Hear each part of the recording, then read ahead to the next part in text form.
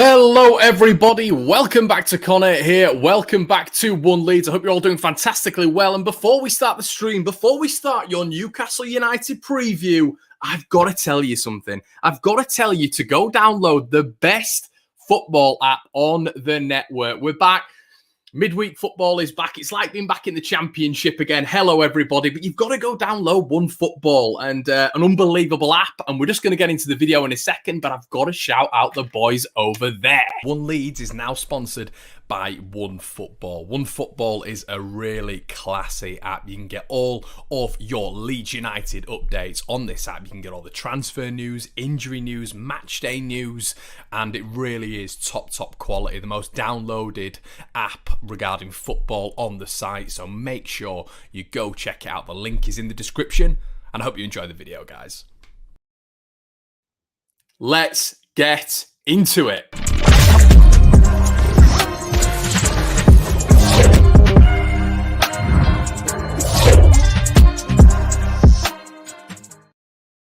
So here we are, everybody. Get your comments in. I know there's a few of you watching. If you're having a bacon sarnie at lunchtime, do people have bacon sarnies at lunchtime? I'm not 100% sure.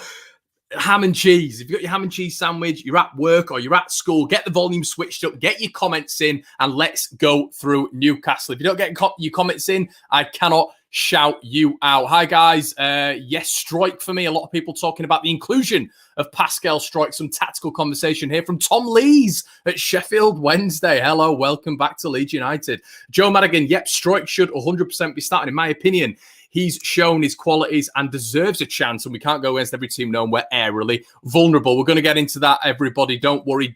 Joe Gelhard needs to at least be on the bench. Everybody laughed at me. Everybody laughed at me when I spoke about Joe Gelhard a month ago, potentially being in the starting 11 for Leeds United. Let's have a look at what as well. Yes, my Discord. Don't worry, the links are going to be sorted in the description below. Everybody who's trying to get on the Discord, we've got a few members at this moment in time, but the links need to be sorted. For some reason, they're absolutely glitched. So let's get into it. Adam Wedgwood, hello and welcome to Connor. Hello and welcome to you, sir. So let's get into it, shall we? Let's chew the fat as we keep on doing with Leeds United. Connor is losing more and more hair by the hour because Leeds United is stressing me out so much. I need a win, guys. I need a big fat W on Leeds United's record. One win in six for the Whites, and Newcastle United roll into town with just one away defeat this season. Just one away defeat this season. So it's going to be a massively tough game. Loads of people were going on the West Ham game and saying, Connor, you've got to be looking at a win. Connor, West Ham are a team that we should be beating. Holler, Ben Rama, Lanzini, Fornells, Bowen, Premier League established team, and West Ham thoroughly deserved to beat Leeds United the other night, and Newcastle United are coming to town with 3 wins out of 5, so we need to be absolutely cautious and ready for this Newcastle United side, who are very, very different to West Ham in all aspects. They're an extremely different team, quite a tactically astute team. And I say quite a tactically astute team. There's got to be a lot of respect put on Newcastle United. You look at what managers like Rafa Benitez have had to deal with Mike Ashley, Steve Bruce have had to deal with Mike Ashley. Newcastle, a massive team, not as big as Leeds United, of course, but they're a massive team, and they're going to be coming to town thoroughly expecting to get the win at Ellen Road. There is no chance Stevie Bruce is going to be coming. This is Manchester United Stevie Bruce. He's not going to be wanting to come to Leeds and get a point, and put however men behind the ball. This is a team who've beaten Crystal Palace away. This is a team who've, beaten Everton at home. They were sort of unlucky against Chelsea. I thought they were okay in that game, slightly negative at points, but, they had a couple of chances where it could have gone either way. Chelsea, in all fairness, were probably dominant, and there's no shame in losing out to Southampton. What I will say about Newcastle United, stay in the game. That's all Newcastle do. Their game management is absolutely brilliant. Don't get me wrong, you're going to come up against teams who are far better than Newcastle United. That's going to happen. That's the rhetoric of the Premier League. That's what we all know. But what I will say is they always stay in the game. And we saw that with West Bromwich Albion at the weekend. West Brom by far by far the better team at the weekend. But what did Newcastle do? Stayed in the game, brought that depth on in Dwight Gale, who we know all about, scored, they won the game. And that is what Newcastle are. They're a hard-to-beat side. They're standardised, they're rigid in their formation, and they will give every single team problems this season. Every single team. Now, the injury list for Newcastle, I believe there's a veer over with COVID as well. There is, it's a bit of a battered side, but, it's a battered side, but they can still beat West Brom at the weekend, it's really impressive from Newcastle. That's depth. Once again, a lot of people may look at that Newcastle United side and you may turn around and say, Connor, it's a championship side, but the depth in that squad enables people to come in and for them to still get a very good home win against the West Bromwich Albion side who are trying to turn the screw a little bit now. We look at all these teams down there at this moment, Burnley, Fulham, West Brom, they're trying to turn the screw a little bit now. It's only one goal here and there. They're getting more into games. They're playing better inside games. And a little bit of a worry for me, that is. But regardless of the fact, Leeds United go into this game, and a lot of people, Darren's come in the comments there, say must win. It's a must win, but are you saying, is everybody going to come in the comment section and say that we're going to win it? That's my question, because these 4 games, Leeds have 4 games coming up, which are absolutely huge. This game goes down, and we've got scum on Sunday when we play Vodafone FC, Sharp FC. Connor will not have a red car in his drive. FC, when we play them dirty gits on Sunday, is everybody going to be turning around to me and saying, Connor, that's a write-off. That's a write-off, which I've been hearing consistently on Twitter. Connor, Newcastle, Burnley and West Brom are the ones we have to win. Manchester United just a write-off. When it gets to Sunday, you're going to want to beat them. I want to beat them. It's been too long outside the league where we've not played them. I can't stand them. I will want to beat them. So that's why my rhetoric is these next 4 games, because they're in the mix, are absolutely massive. And for me, Leeds need to be picking up at least 2 wins. We need to be picking up at least 2 wins out of the next 4. Now, the issue is we're coming up against the aerial assault. We're coming up against set-piece City. We're coming up against the Fridge on Sunday, who's going to be trying to knock it in from Bruno Fernandes's cross. And then aside from that, we've got skyscrapers in Burnley. We've got, West Bromwich Albion, who are a massive side, and Newcastle, who are astute from set pieces as well. So Leeds have got a lot to work on, and let's hope that they're doing that in training. Now, what do Newcastle say and play? Now, as I say, it is the standardised 4-4-2 under Bruce. Carl Darlow in net, who's been in the Championship, he's actually got the highest rating in the Newcastle side. So he's been pulling off some brilliant saves. We saw that against West Bromwich Albion at the weekend. They've got a back 4 of Kraft, who played at the weekend. Isaac Hayden, who's filling in for Jamal Lascelles, who's a massive loss, a huge loss. The captain of Newcastle United is out. They've got Kieran Clark, who we know all about, who's in centre-back as well. On the left-hand side, ex-Norwich City player Jamal Lewis, and then a 4 ahead of them. Almiron on the right, Longstaff in the middle, John Joe Shelvey. Massive. There's my notes. John Joe Shelvey, a key pawn in Newcastle's side, was brilliant at the weekend and has the second highest average in this Newcastle United side. Matt Ritchie, who I believe is going to play instead of Alan Saint-Maximin, thank God, but I do not discount Ritchie. We've seen Ritchie do bits against Leeds before. Up front, Wilson at the weekend played, and Joe Linton, as they say up there.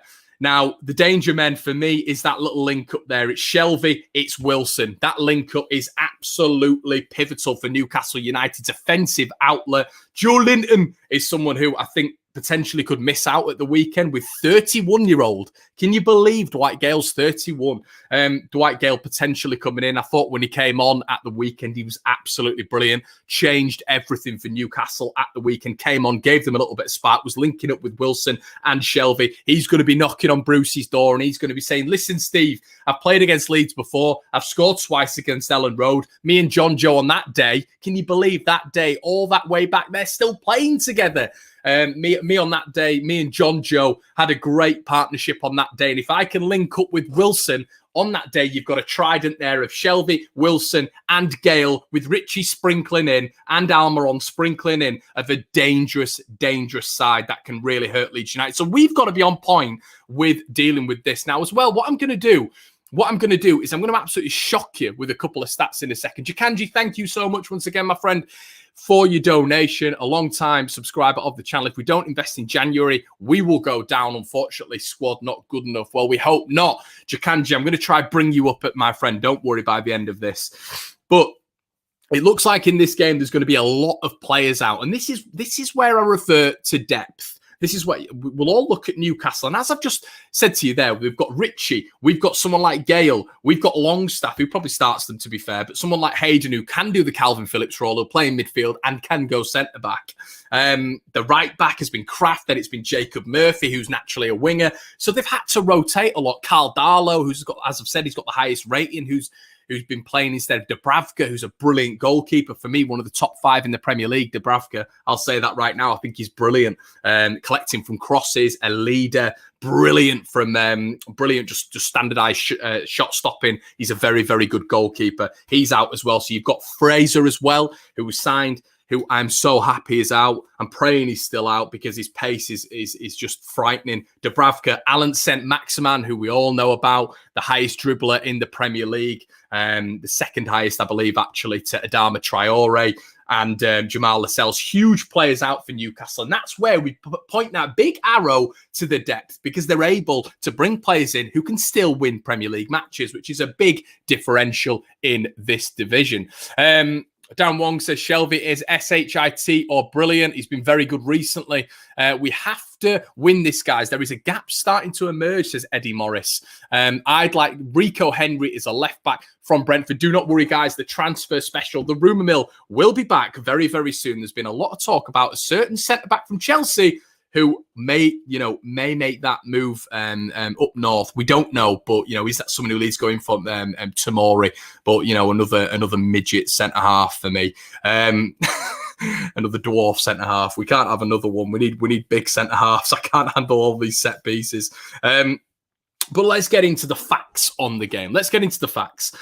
Newcastle have scored at least 2 in their last 7 trips to Ellen Road. Now, obviously, that, with Shearer and Solano and Laurent Robert and all that lark, Gary Speed even, they were all playing for them back then when we played them in the Premier League. But if you do recall, the last time to Ellen Road, Leeds United 0, Newcastle 2, with Dwight Gale scoring twice, 2 John Joe Shelby assists. Now, Leeds have failed to win in their last 5 home matches at Ellen Road, which in comparison to last season, I mean, our home record last season was absolutely phenomenal. And that is a really worrying statistic because, and hopefully, with the government initiative, Leeds could be put down to a tier 2 by Wednesday. We're hoping, if everything's safe and sound. I don't want to be starting any political chat on this on this stream, but what I will say is I think the fans will help Leeds at this minute, and you can tell the home form is suffering. So it's absolutely huge that Leeds do not lose this game. And I say do not lose. A lot of you guys are saying win, but I'm saying do not lose. We cannot lose this game. And Newcastle have also lost once on the road, which was absolutely no mean feat. They lost to Southampton, who are absolutely on fire at this moment in time, 2-0. Now, something that might surprise you, you wouldn't believe it. Leeds have a higher average height than this Newcastle United side. Can you believe it? I think it's 0.2 centimetres. Leeds United over an 11, our last 11 in our last match against Newcastle's last 11 in their last match against West Bromwich Albion. We have a 0.2 height advantage. Get in there. But I tell you what, this is what I will say. And this is where Leeds is. It's our man-to-man, it's our physicality, it's our aggression, it's our how we impose ourselves from corners. Our aerial duel success is 7% less, which is a big margin. It's a big margin when you come in and talking about statistics from set pieces. Leeds United's aerial duels, from being a bigger side, is 7% less than Newcastle's. Now, that has to be sorted. We saw too many occasions at the weekend where Ogbonna got away from Cooper, well, Balbuena got away from Ayling, where we had this issue consistently. The differential is when you look at Chelsea, you look at West Ham, from set pieces, they're the most dangerous 2 sides in this division. But what I will say is that statistics all well and good, but as we saw in the Chelsea game with their unbelievable quality, West Ham United, been sustained in the Premier League, had millions behind them. You know, they were also, you know, building sides year on year on year on year. So you've got to take that into account. But I saw a bit of a lack of endeavour from me, and I will say a lack of effort from set pieces. Letting the men go, grab onto him, win that header, die for the shirt. You know, someone who I used to love. I spoke about Gaetano Berardi. I've spoken about Puyol. Someone who I absolutely loved, who was 5'9", centre back, Mascherano. Javier Mascherano. I'm not saying we're on that same level. As I keep saying, I have to put this disclaimer out every single time because people say, oh, we're not Barcelona. I know that. But what I'm trying to say is Mascherano's aggression, his intelligence, how he was able to beat men in the air when being 4 or 5 inches smaller. Yes, don't get me wrong. We have a statistical and scientific disadvantage when it comes to defending corners and defending set pieces. But by goodness, can we have a little bit more aggression? Can we at least follow our men from set pieces? That would be great. And if we can do that, I think we'll be okay against Newcastle. Now, the one ace card that they have is a man called Andy Carroll. That Andy Carroll. He is a player who can come off the bench and cause Leeds a lot of problems. Now, you're all going to hate this. I did actually have Leeds on the coupon, but it wasn't either us to win or us to draw. But I had Leeds on a coupon for Souček to score against Leeds because it was just so obvious. I knew what was going to happen. I won a cool 20 quid and Souček to score with a header from a corner. It was something like 5-1, and I just had it down because I knew it was going to happen. I didn't have West Ham to win. Don't worry. But it's becoming so predictable, so predictable. But I find that extremely interesting, the fact that they've got 7% higher dual success rate, even though Leeds United are a bigger team overall. Now, let's talk about statistically. Now, Newcastle as a side, how do they sort of set up? How are they going to set up against Leeds United? This is what we all want to know about tomorrow night. Well, Newcastle are a compact side. Now, what they naturally do, we've seen this before with Wolverhampton Wanderers, although I feel Wolves have a little bit more flair. Newcastle rely on a defensive structure. Bruce has done it wherever he's gone. We saw that with Sheffield Wednesday when we beat them 1-0 at home, when he had the likes of Michael Hector, Tom Lees. They were very, very compact as a side, and Leeds were only able to get one past them. And Sheffield Wednesday actually had a bit of a surge that year under Bruce. So we know he gets them defensively solid at the back wherever he goes in his managerial career. Now, what does that do when you compact? Well, what it does is it means there's short spaces. There's little and less between the lines. You'll get a 4-4-2 standard formation, and you'll get the midfield in a sandwich. And what they'll do, you'll have a back four and then a midfield four, and they'll just close the gaps. They'll sit, let Leeds have the ball, and then it is up to Leeds United, which I'll get to in the end. This is where we have to start breaking the lines. This is where we need more movement. This is where we need the switches to be quicker. This is where we need one-touch football instead of four-touch football. This is where Leeds United need to start imposing our game on Newcastle United. Score early and manage the game. Manage the game. Easier said than done, but we have enough quality in this side to manage the game or double or treble our lead. We have enough quality. I won't hear it. But the difference is Newcastle stay in the game. Leeds United... We have to stay in the game, even if we go one down. We have to stay in the game. Now, what this formation does for Newcastle United, and they're very good at it. They're extremely, extremely good at it. And when I say they stay in the game, what they manage, for me, one of the better sides in the Premier League, I'd say top 4, top 5 at doing this, it's spatial control. And as I've just said, they cross out the lines. What you'll get is Callum Wilson dropping into that midfield, and they'll sort of create a 5-5. That's what they naturally do. And how many times have you seen Leeds United play this season where Luke Ayling's got the ball on the right and you can see him via that Sky camera and you're thinking, I swear Wolves have got 15 players there. I swear Crystal Palace have got 15 players there, but they haven't. It's the spatial awareness. It's closing the gaps. It's making the midfield and the attack that one unit so Leeds can't play between the lines. And that's what teams like Newcastle do extremely well. As I put down here, it makes out as though Newcastle have got 15 players, when obviously they've got 11. Now, as I said, the spatial control is absolutely key because what they can do is nullify Bamford. Now, if they bring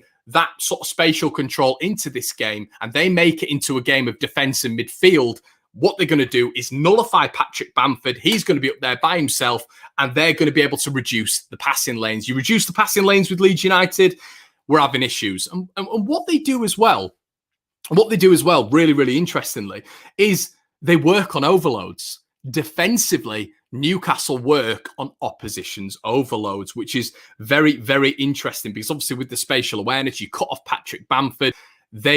Because they're in a small bank, they will overload on one side. And that's what Bruce's teams do. They either overload on the left or they overload on the right. And what that does is it reduces, as I keep saying, the space between the lines, which makes it much harder for someone like Luke Ayling to go on the overlap if we do go with Luke Ayling on that right-hand side. And it means, I don't know, Alioski on that left-hand side, who's going to have that space reduced. So that's what they do extremely well, which is one of Leeds United's blueprints of playing football. The dynamism, the pragmatism out wide. And what I will add to that is, Leeds United have the highest cross rate in the division this year with 260 crosses. 260 crosses. Second is 243. Have we scored an abundance of goals from those crosses? No. Has to improve. The cross accuracy has to improve. Whoever's putting the balls in has to improve. Now, Newcastle United's weakness. So if you're overloading one side, what's going to be the weakness? Well, it's going to be the switch, isn't it? It's moving the ball quickly. It's one-touch football. It's getting that ball into Calvin Phillips so he can open up his body. You'll get the right side, playing it to Calvin Phillips, get it on, open his body up, see someone like Pablo Hernandez on the other side switch. Then the whole Newcastle team have to veer over. And that's where there's weakness. That's where there's space. That's where Leeds United can exploit Newcastle United's defensive spatial awareness, sort of spatial control key tactic. That's where Leeds United, it's the switch. Newcastle's United's formation can be completely counteracted by the switch because they are defending one side. This is key for someone like Calvin Phillips, and this is key for someone else who I'm going to bring into my starting 11. So yeah, the ball needs to move a lot quicker. And what I will say is as well, Newcastle press quite high. Newcastle press quite high. Now, they work in a coverage zone. They work between a man marking and a zonal sort of strategy. So if you come into their zone, they've got obviously a four bank, a midfield there, a four bank. If someone's going to come into their zone, bang, Shelby's going to go. Someone's going to come into this zone, bang, then you're going to get someone like Longstaff going into their zone. They've all got specific, it's quite traditional man marking roles. And that's what they do. They work in a man marking system, really, when it comes to defending. But it is a mid-zonal, mid-man marking system. So you exploit one of those. You exploit one of those positions. A player takes a player on.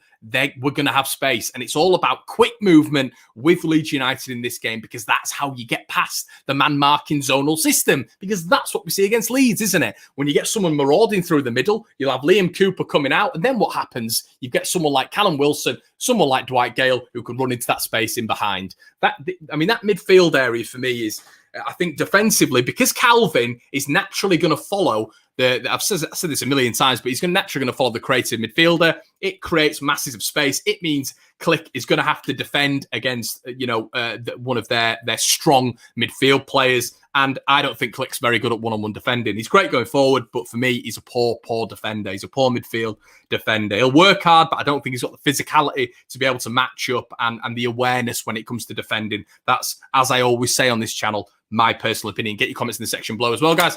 There is 174 of you on this video. Have one like. I can see it. Come on.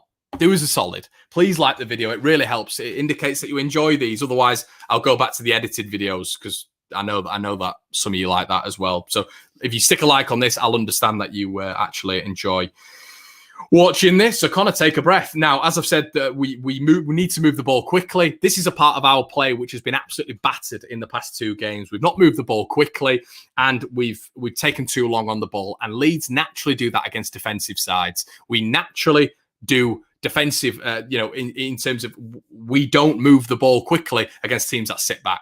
So we need more. So what we're going to see as well, which is going to worry a lot of you, is Newcastle going into a 5-4-1 or a 4-5-1. A 5-4-1, 5-4-1 or a 4-5-1. Apologies. and this is Palace stands out for me when I watch this game for Newcastle. Newcastle grabbed 2 goals in the last 5 minutes, didn't deserve it, but they were in the game. And this is what they're going to do at Ellen Road for me. They're going to go to a back 5, which is what we've seen against Leeds before. They might deploy wing backs. And what they're going to try do is block the central areas with a press. You're going to get John Joe Shelby, who's going to apply that press on Calvin Phillips. That's going to act as their coverage zone. Calvin Phillips is going to be within Shelby's coverage zone, and that's where he's going to press. Now, I've always said with Leeds United, you press Leeds with quality, we struggle. We struggle. We've seen it in the Premier League this year. We saw it last year when Barnsley came to town. You know what I mean? We struggle with that high press. So, you know, us creating that space, I think when we've had the high press so far this season, we've not created the space in and behind, and that's because we've not had the quality to do that. Now we're going to have a lot of quality on the field for me. This is where we can expose this. But what they'll always do is have one midfielder who stays deep and one there goes my pen, and one fullback when they're attacking. They'll always keep one fullback, which I find crazy, but it means they've always got 3 at the back. So one fullback will bomb on and one will just stick, which means that they're not going to be susceptible to a counter-attack. And actually, what I put here, in a class side, Simeone does something extremely similar, and you'll all laugh. You know, Simeone and Bruce, it's a very similar system that Simeone deploys at Atletico Madrid, but obviously he's honed it for years and years, and he's got much better players. Now, Conor McGilligan's lineup, and this is what I know you've all been waiting for. My lineup, I'm going to stick with the 4-1-4-1. You know, I would change the 4-1-4-1, but there's no point in even talking about that because that's not going to happen, and that doesn't mean it would improve Leeds. But I would like Leeds to go to a 3 at the back. I would like Leeds to go to a 3 at the back, but there's no point in talking about that. In goal, Illan Meslier. Now, Meslier, I've been really impressed with him this season, but there are elements where he needs to improve. I'm not sold on his distribution yet. I still think he puts players under pressure. If you're all coming on here and saying that Illan Meslier's distribution, as I've said before, is 10 out of 10, you're being completely blinded by the fact that his shot stopping is probably about 8, 9, 10 out of 10. There are other elements to a goalkeeper's game apart from shot stopping. Shot stopping is absolutely brilliant. Set pieces, he needs to improve. He's rooted to the spot all the time. He doesn't come out and claim. He's, as I've said in previous videos, Peter Schmeichel used to come out and dominate and be aggressive. This is what this Leeds team needs. It's aggression. I'm not saying Gaetano Berardi is Premier League level. I'm not saying that. But what I am saying is he brought that aggression. I'm not talking about 2-footed tackles, but we need more aggression, accountability, leadership, if you will, in that starting 11 for me. Meslier, brilliant so far this season, but there are elements of his game that needs to improve. Luke Ayling goes right back. For me all day. And then I'm going to bring Pascal Struijk in at centre-back alongside Luke Ayling. A lot of people talking about 2 left-footed centre-backs not playing in a passing system. I hark you back to 1974. I believe it was McQueen and Hunter for that legendary Leeds United side who were both left-footers. So, I mean, it does work. It does work. This whole absolute tripe of 2. I've said it before as well. So you have to need a right and a left, but it's not true. It's not true. You can work if you're an ambidextrous player with both feet, as I always say, you can play on your left side and your right side for me, 100%. And I would bring, and we don't have an option. We don't have options. For goodness sake, we do not have options. And we lose a lot with Luke Ayling not being at right back. We do not. We lose a lot with Luke Ayling being at right back. I'm just gonna read what you guys are saying. Bam, bam, bam. Let's see. He used to punch the ball away more. Talking about. I might have got this wrong. Pascal Struijk, get it in the comments. Have I got that wrong? Have I got this? I don't know if I got this wrong before. He's left foot. I remember I was just a little bit confused because someone called me out on it before. They said, no, he's right-footed. I was like, no, he's left-footed. Sorry, guys. I just went completely, absolutely mind-boggled there. He is a left-footer. We know he's a left-footer. But Pascal Struijk is good with both feet. You forget he grew up in the Ajax Academy, so he's very good total football. Dallas goes left-back. Stewie Dallas scores left-back.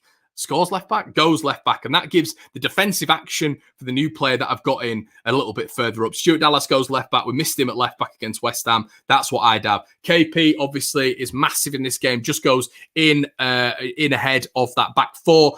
Right-hand side, Rafinha maintains his place. For me, so far, he's been the standout player. He is that level above to anything we've got at this moment in time. Rodrigo needs to improve in terms of that last performance. I thought he was leggy. I don't know if it's the COVID, which is, still fatiguing, which I can completely understand. Rodrigo, for me, goes in there. Matthias Klick, as I've said, the defensive side from him and Rodrigo needs to be better than what we saw against West Ham United. Needs to be much better. And then on the left-hand side, Pablo Hernandez.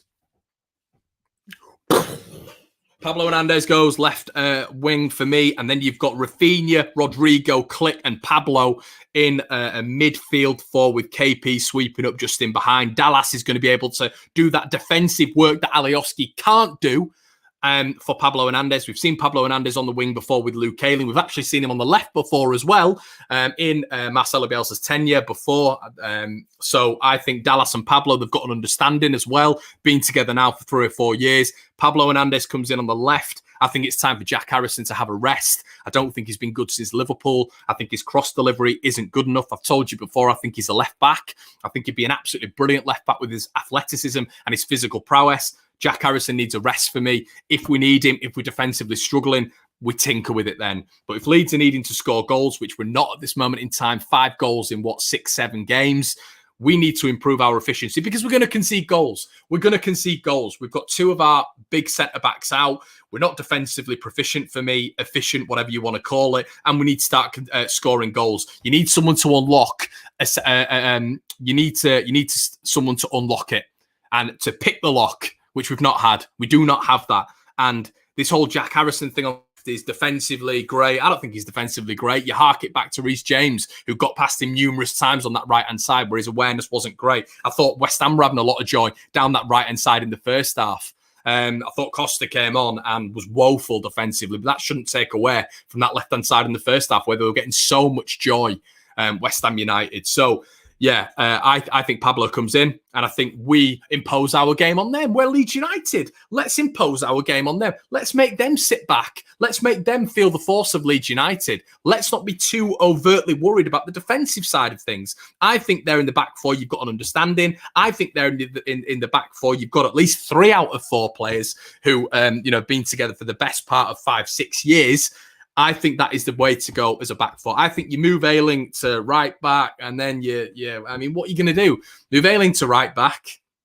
Move Ayling to right centre midfield. Then you bring Alioski in on the left-hand side. I just don't think Alioski is a good enough left back defensively. And then obviously Patrick of Bamfordshire up front. Let me know what you guys think in the comment section below. If you do agree with me, I'm going to start reading out your comments. Given the restrictions, will there be fans allowed at home? Kevin, I do believe there isn't going to be fans allowed in, but I think it's too short a space. They've said Wednesday, haven't they? But I believe it's next Wednesday. So I don't think so. We have 2 right-footed fullbacks, says Harry, which is a very good point. This is another big one as well. A very, very fair, a very, very good point. Don't get Connor started on this. I'm going to have to talk in, a different person here because, I feel like it's an out-of-body experience when Leeds are giving away these stupid fouls. And that's another reason I want Alioski out of that left-back role. I cannot handle it. I cannot handle in the 70th minute him going through the back of Almiron and then bringing Andy Carroll on and him scoring and making it 1-0. I can't handle it. I'm not just pinning it on Alioski because it's not just Alioski, but these petulant, stupid, indisciplined fouls have to be eradicated from Leeds' game. Harrison and Costa look spent and lost. I think that's also a valid reason with Jack Harrison. If you're benching Costa, I know you've got someone like Rafinha to come in, but on that left-hand side, you've got Pablo Hernandez.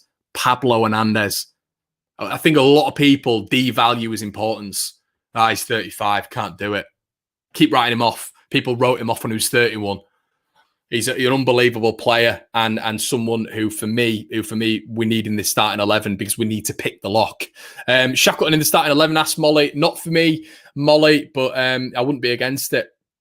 That's 26 likes, says Harrison. Harrison, we've got 205 people watching. Please slap a like on the video. We've got some Wolves fans here as well. I like Pablo Hernandez, and I think he would be the one to unlock this Newcastle team. Costa was terrible when he came on the other week. I know Pablo was angry when he got subbed off the other week.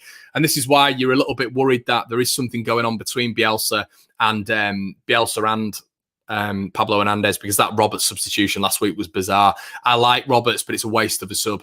It's a waste of a sub. The last time he did anything when he came on and made an impact was Hull City away last year. No point. Waste of a sub. So yeah, it's like Bielsa doesn't trust him with the whole tantrum thing when Pablo got subbed. I think they'll make Shelby try and stop Calvin getting the ball out. Yeah, and that's all about their zonal man marking system, which Newcastle do extremely well. So I think there's going to be a high press from Newcastle when it goes into a defensive. Defensive. Bonner put a better cross in than our wingers. I'd agree.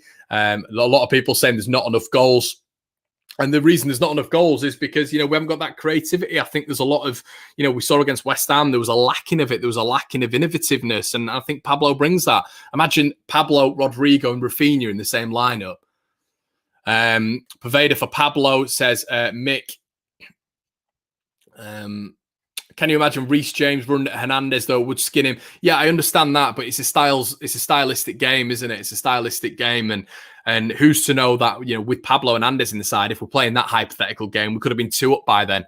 You know what I mean? With Pablo Hernandez getting the ball, Reece James is going to have to be more defensively aware. He's going to have to be more rooted to his position as well. With Pablo Hernandez, brings you a whole different dimension to any other player for me in this Leeds United lineup. He's got an individual set of skills which can benefit our offensive outlet. Carroll hasn't started for 4 years. Doesn't matter. It doesn't matter, Gaz. He can come on. Trust me, he can come on. He's been doing that for Newcastle. Unbelievable player is Pablo Hernandez. Costa defensively is vulnerable. Yes, creatively good. 2000 in the game for the Burnley game. What about starting Poveda? I don't mind Poveda. I don't mind Poveda, but Pablo brings something different. Pablo brings something completely different to any other Leeds player. Any other Leeds player. And he can pick the lock. We've seen Poveda play on come on in games where, there's been a real defensive solidity and we can't get things moving. There was times, I know it's the Premier League and it's a different level of quality, but in the Championship, when they had a defensive solidity last year, Pablo would be the answer. He takes risks and he's, with someone who takes risks, there's a lot of reward, especially with Patrick Bamford's form. That's what you've got to look at as well. Would Patrick Bamford profit from Pablo Hernandez last year in this game? He certainly did last year.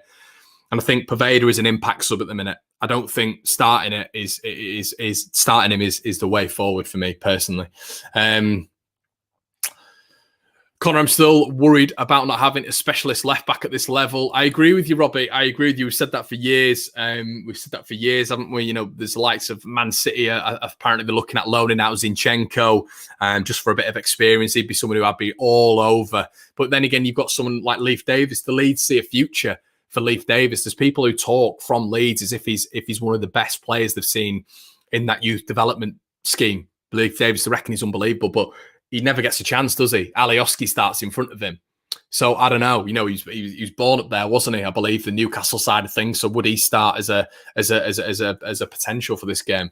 Go back for DePaul in January. Yeah, I mean, I'd agree, but he's not an 8, is he? I want an 8, not a 10. A lot of people saying Leeds United are interested in signing Tomori on loan. I mean, yeah, I'd be going for that. But yeah, I just think I wouldn't completely counteract him, Pablo Hernandez in this side. Look at what he's done for Leeds United, and he has got that experience. He's got that. We always say the top 10 in the Championship, there's not that much of a difference between the bottom 10 of the Premier League. I take that back now. I have said that before.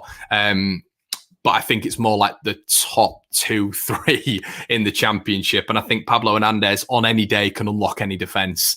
And we need something different. We've tried Poveda, we've tried Costa, we've tried Harrison, we've tried all these players. And the problem is, it's the definition of insanity, isn't it? It's just doing the same things over and over again without a result.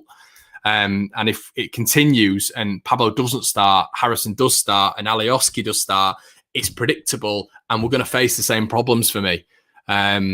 So, yeah, I don't know, guys. Anyway, I've been going for 40 minutes, guys. So make sure if you have just joined, I know there's 226 of you watching now, go back and watch it on the playback. We've been going for 40 minutes. If it is, you want to get all your Leeds United news, make sure you just go back and watch it on the playback. Please, if you would, like the video. I really appreciate it, and subscribe to the channel. We'll be back with more live streams because I think you guys really enjoy the interaction and stuff like that. I really would appreciate that. So as I said, watch it back, and I will see you in a bit, guys. Prediction, Leeds United won, Newcastle won. Let me know in the comment section below because I read every comment what your prediction is. Cheers, guys.